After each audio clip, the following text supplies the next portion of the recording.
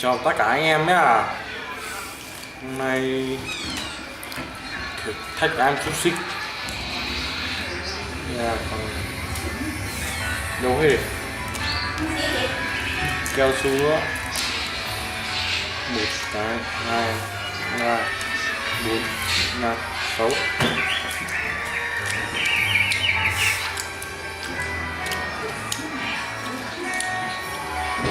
Nếu ai ăn hết 6 cái xúc xích này được thưởng tiền. Đó là sao?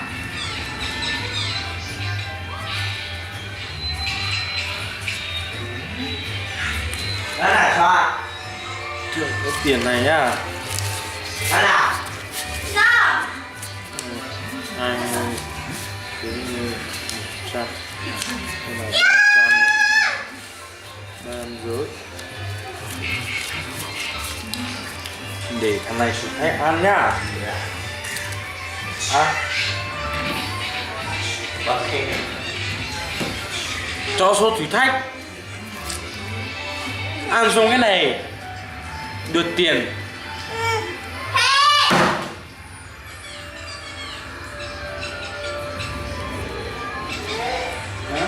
Cái búa này ăn thế nào?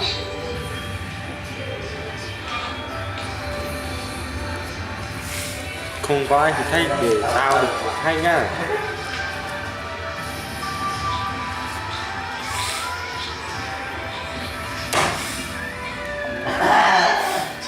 Ăn keo su chút đó.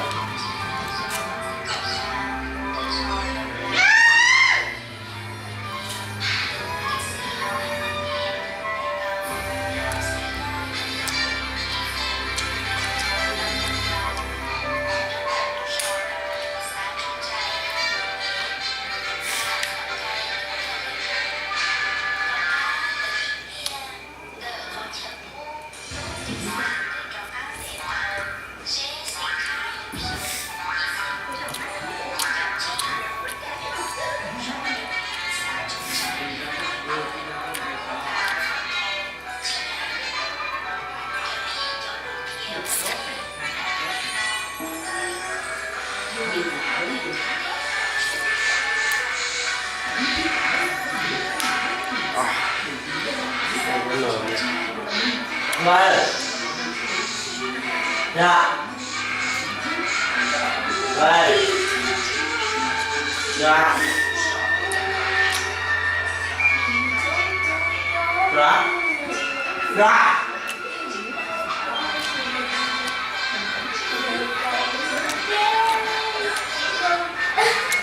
Dạ. Chỉ ăn hết 2 cái thôi. Dạ. Chai này á.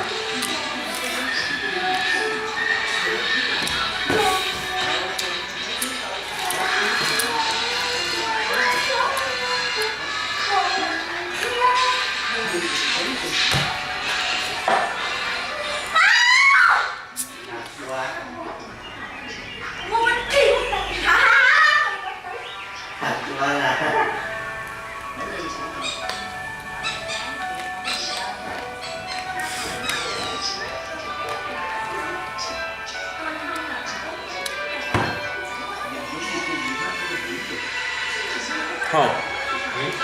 Cứ còn hộp. Đang minh nhỉ. Nó thật thấy rồi. Biết chị cười đây đó. Không ăn lắm kìa. Này. Sao tôi ta mà. Nhé.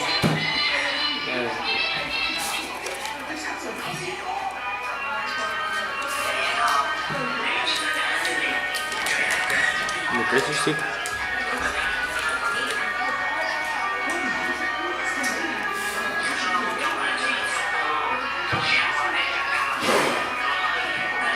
Dạ chị ăn tí. Nói gì đó.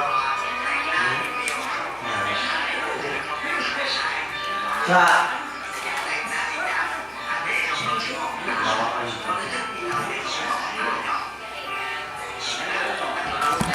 Đây nhá.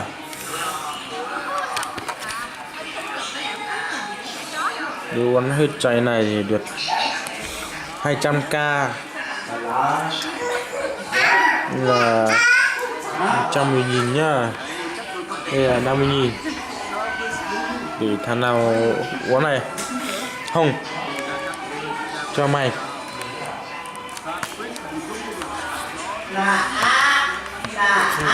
Dám này. Đấy nhá. Tao chưa. Không. Nên anh đi sushi. Này con tay. Cho con ra ăn đó.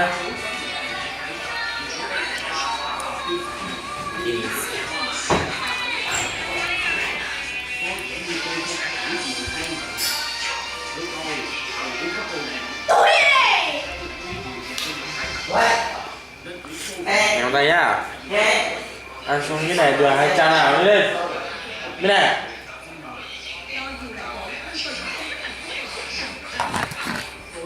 Để thằng này nhá. Ồ, bây giờ con trai của tôi đâm thử thay ăn một cái. Vâng. Anh lên.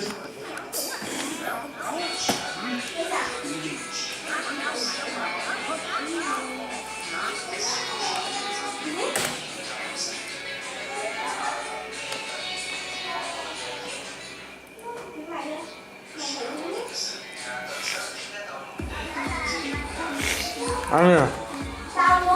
Ăn như nào?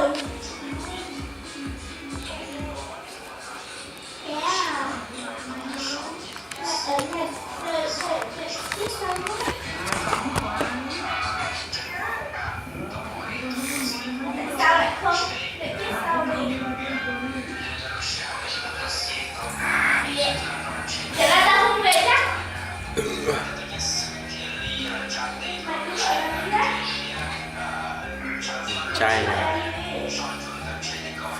200k.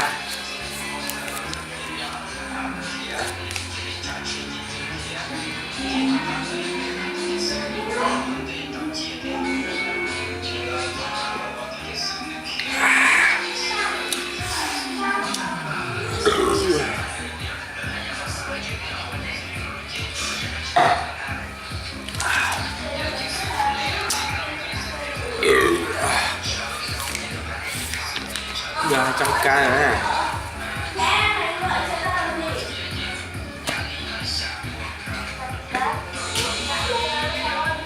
Chơi là chơi kiểu gì đó? No quá. Kiểu Trung hay là kiểu Tây hay là kiểu Bắc hay là kiểu Nam vậy? Thế à? Thế tao mới không biết.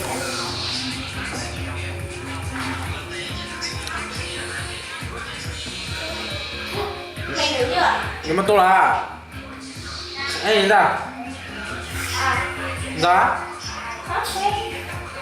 Dạ, để chưa nếu tôi là chứ chứ. tôi để chưa.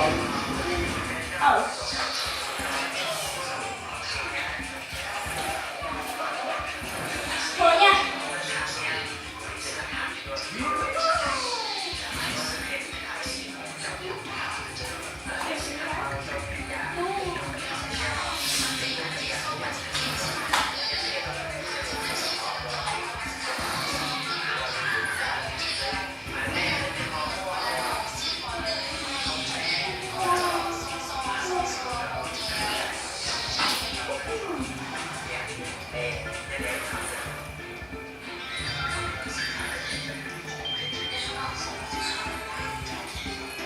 Cô hai cơ không được sách nó rồi nó mê bộ mình sao bảo cái video chưaถึงmình sao làm như vậy mà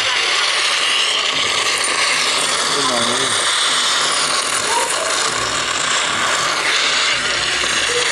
ui đăng ký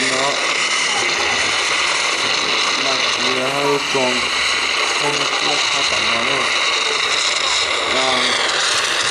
như vậy tôi bảo được chưa được mệt quả mình hơn mình sẽ bảo là được chưa mình là nhưng mà về mà thì